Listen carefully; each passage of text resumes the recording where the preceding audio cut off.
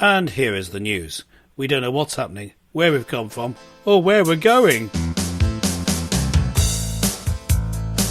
Hello and welcome to the show. Colourful Conversations with Mark and Pete. This is the show where clergyman Pete and businessman Mark debate an important topic. This week we debate, why have we lost our way in the world? Yes, folks, it seems that there is such extreme atrocities going on in the world. But what is causing this? It does appear, though, that both in the world of politics, in society, that perhaps we have lost our way a little bit.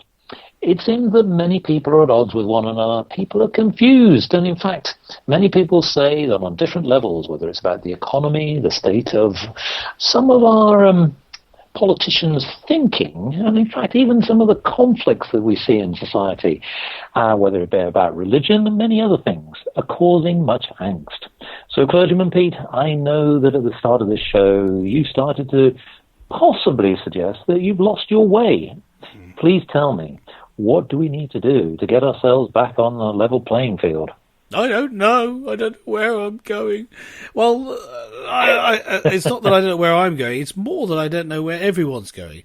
It seems like even the definitions of words have changed. You know, up is down, black is white, sometimes literally. Yeah. You know, people who are white identify as being black to try and identify, I guess, with also the persecution that people get and the free handouts you get as being from a minority. I don't know what the motivation is.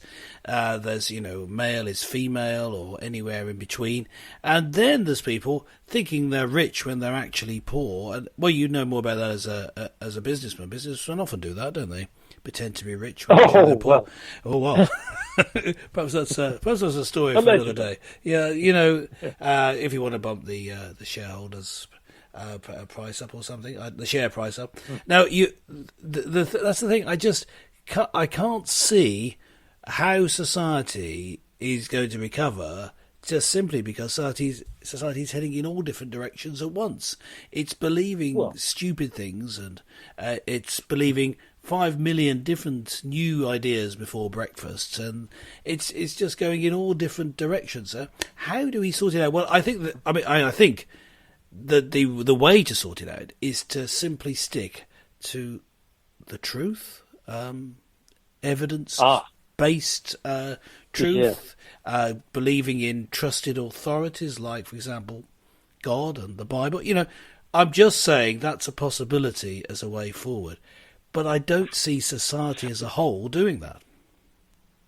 Well, no, it's a valid point, because let's just pick on some of the things you've suggested here, which are quite valid. Many people in society will probably say they're very well off. Well, in actual fact, when you then question them and ask, well, what sort of debt have you got? They will say, well, they probably got thousands of pounds worth of debt, or thousands of dollars, depending on where you are in the world. And then you suddenly say, well, you're not really that well off, are you? Okay.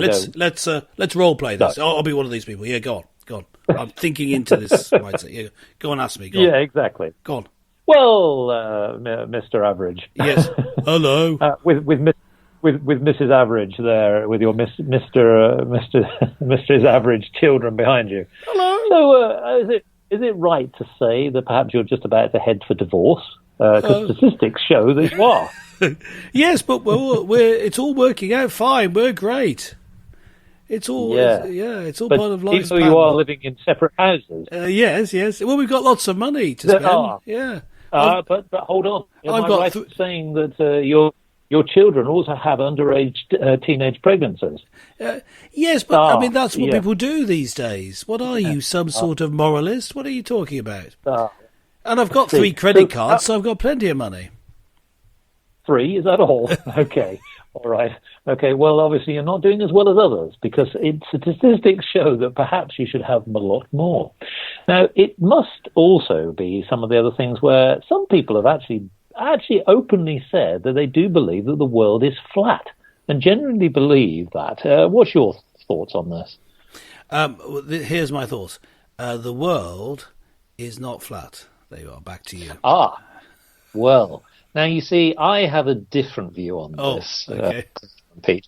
And I can actually prove that despite the fact that some scientists believe that the world is round, that actually those theorists who actually do genuinely believe, when they look across the horizon and they see their life panning out ahead, that the world is genuinely flat.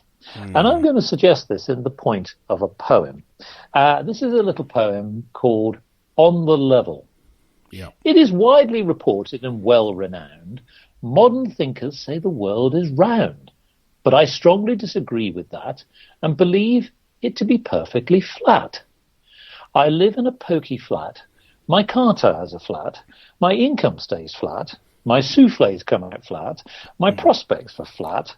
My motivation is flat. I receive flat interest. I get flat refusals. I work flat out. I'm flat-footed. I'm flat-chested and flat-broken. Yes, the world is flat, and that's that. So there you go. Yes, well, when you I do believe the world is flat. Yes. When you put it like that, I tell you, I mean, there are people who believe that the world is physically flat as well. And why do they believe that? Well, the only way to believe it is to go against the evidence and to create a sort of made-up backstory in that, people never really believed the world was flat. You have the first sort of proofs of the diameter of the world going back to about 500 BC with Ptolemy, the Greek philosopher, doing measurements, comparing positions of stars in the sky and working out the size of the Earth. He wasn't too far off. People have not for a long time believed that the world is flat. Maybe never. Maybe there's no evidence that it was so for the wide the wide body of educated people. It doesn't seem to have been the case. So where's it come from? You've got to invent a backstory, and then you've got to pretend that the Bible claims that the world is flat. It doesn't. It specifically talks about there being a circle around the Earth. A circle could equally be read like a ball, but it doesn't even need to mean that. To be on something where wherever you are there's a circle, you have to be on a sphere. It's what's described in the Bible is a sphere, never a disc. It's never pictured in that way. So, in fact, the whole point of the different heavens that are talked about in the Bible are that they're different spheres, that they're different globes. Yes. The globe was always the picture. It has. So what I'm saying is, that idea, that way of making something up to fit what you want, is also the case with people having too many credit cards, people believing that it doesn't matter who you have sex with or how many people you have sex with. It does. All these things do matter. Yes, I've been meaning to have a word with you about that. Well, indeed. And of course, the other thing is in business that, you're doing more work, or you're being more successful than you really are, because at the end of the day, I think you hinted at it at the beginning of the show that perhaps, if one little stray comment could possibly reduce the share price or possibly boost the share price. Yes. It often, when we think perhaps we've lost our way a little bit, that what happened to the days of the gold standard, where you had something very solid in which you could rate the value of goods, etc. And we do seem to live in a society where things move so quickly, they're almost at whims. Yes. Things are up, things are down. The stock market is up, stock markets are down. The country's doing well, the country is not doing well. I mean, I think that what seems to have happened here is that politicians in particular, year on year, government after government, seem to tinker with systems to the point where we don't know whether we're coming or going. I'm thinking particularly of things like education, where, anyone who's trying to go through education today and trying to learn solid values must be wondering what's going on, because they're constantly changing their curriculum. Teachers seem to be disgruntled, and it's very hard to get the right experts now to teach the right subjects, especially in the crucial subjects like maths, English, sciences. And yet, I remember when I was at school, there was quite a consistent group of teachers that would teach you through your education, and it was a little bit more consistent, shall we say. And yet, when we also look at other things where governments keep changing policies in other areas, whether it's putting more in defence, less in defence, and more in infrastructure. Let's say nation lovers in United Kingdom and anyone who wishes to come to the United Kingdom, beware of those potholes. Yes, We seem to, on one hand, decide that we do want to invest in our infrastructure.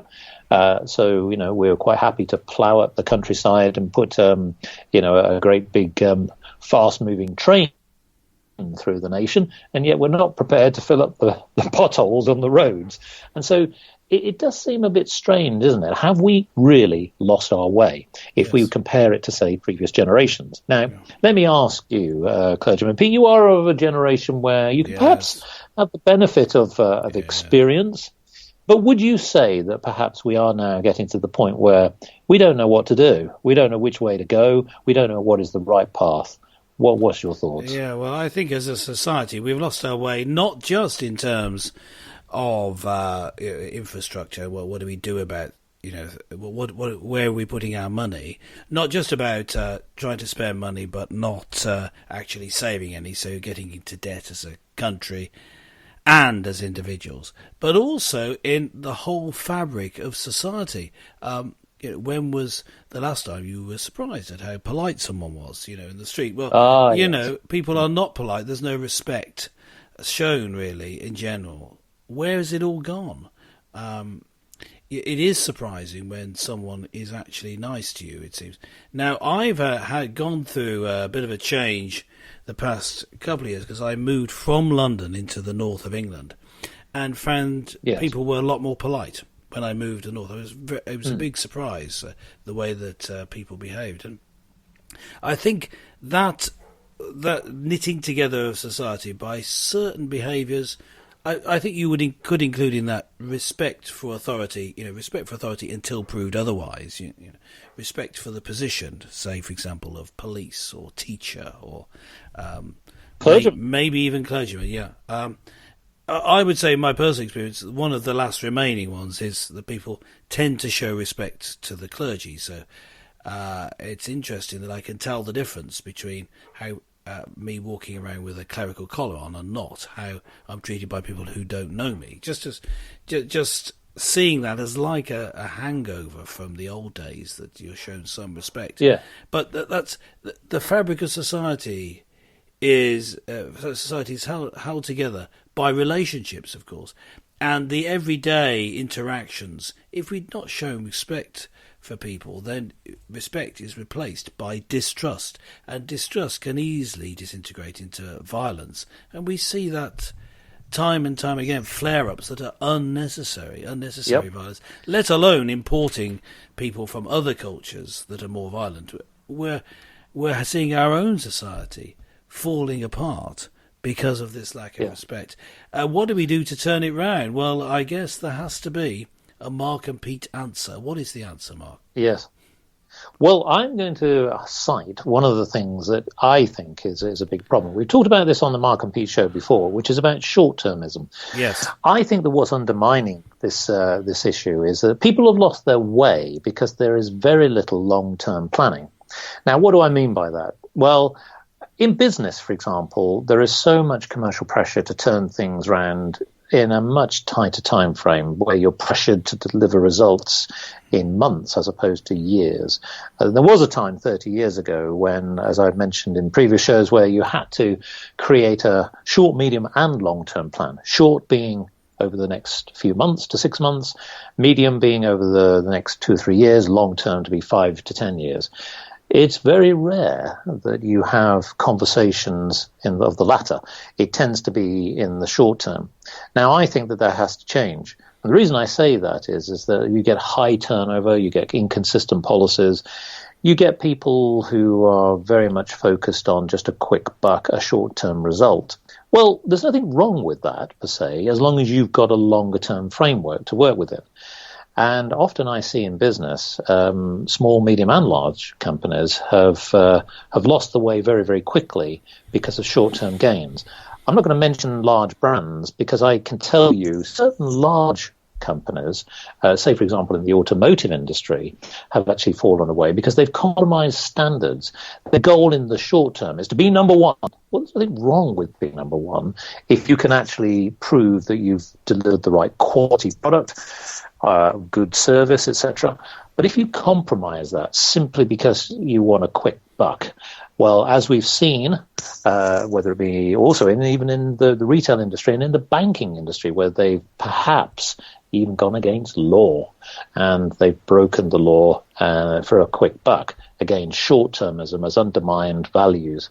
And I think this is one of the things that, in my opinion, where we've lost our way, because we seem to have lost those inherent values that we would install in people at a very young age throughout business and throughout society. So to me, it's the scourge of, if you like, the curse of society and the curse of commerce and the scourge on everybody that I see, certainly in the 21st century, is short-termism.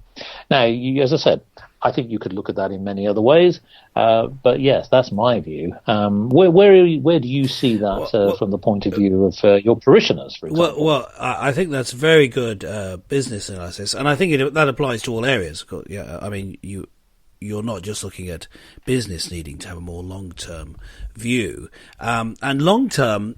We did a show maybe a couple of years ago now on long-termism versus the short-term approach, and seeing how that affected every area of life. Take, for example, respect, and I spoke about this at the time in that episode.